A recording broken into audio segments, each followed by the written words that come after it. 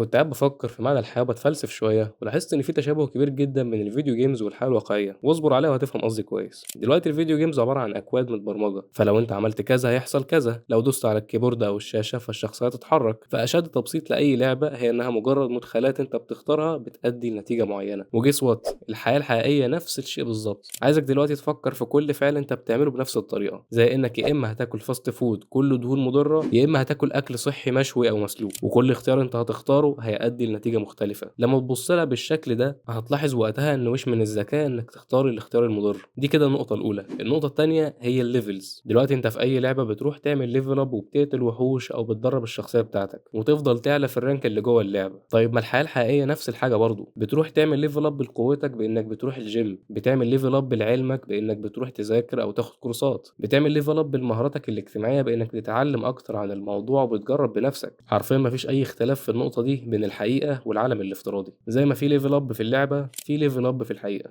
تالت نقطة هي إن أكبر حاجة بتأثر على نجاح اللعبة هو مدى تلاعب اللعبة دي بمشاعرك. في البداية كده في مشاعر فطرية عند كل راجل، زي إن الراجل ده عايز يكون قوي، عايز يكون مهيمن وقائد، عايز يتطور ويبني أي حاجة ليها معنى، سواء بيزنس أو جسم رياضي أو علاقات مفيدة. والأهم من كل ده إن الراجل بيكون عايز الناس اللي حواليه بتقدره وبتحترمه. كل دي مشاعر فطرية عند الرجالة. وجيس وات، شركات الألعاب الناجحة بتلعب على المشاعر دي. ففكرة الرانك في اللعبة بيلعب على مشاعر حب الاحترام والهيمنة، عشان بقية اللعيبة هيحترموا اللي رانكه عالي. وفكرة الليفل اب بيلعب على شعور حب القوة. والمشكلة الكبيرة هي إن اللعبة بتخلي إشباع المشاعر دي أسهل مليون مرة من إشباعها في الحقيقة. والفكرة إنها تديك نفس الشعور، ولكن الشعور هيكون مزيف. وبمجرد ما تقفل اللعبة هتتصدم إنك محققتش أي حاجة ليها قيمة فعلا. وقبل ما ننتقل للنقطة الرابعة، لو أنت عايز تلتزم في أي حاجة وعايز تصلح من نفسك فعلا وتمشي في الطريق الصح اللي هيوصلك لهدفك، بس بتقعد تماطل وبتحس إنك متشتت ومش عارف تلتزم في حاجة، لو أيوة فأنا مش عايزك تقلق، لأن أنا أقدر أساعدك في الموضوع ده وأضمن لك إن شاء الله إنك هتلاحظ تغيير حقيقي في حياتك خلال 30 يوم بس. فلو مهتم ابعت لي كلمة تطوير في الانستا اللي هتلاقيه في الديسكريبشن.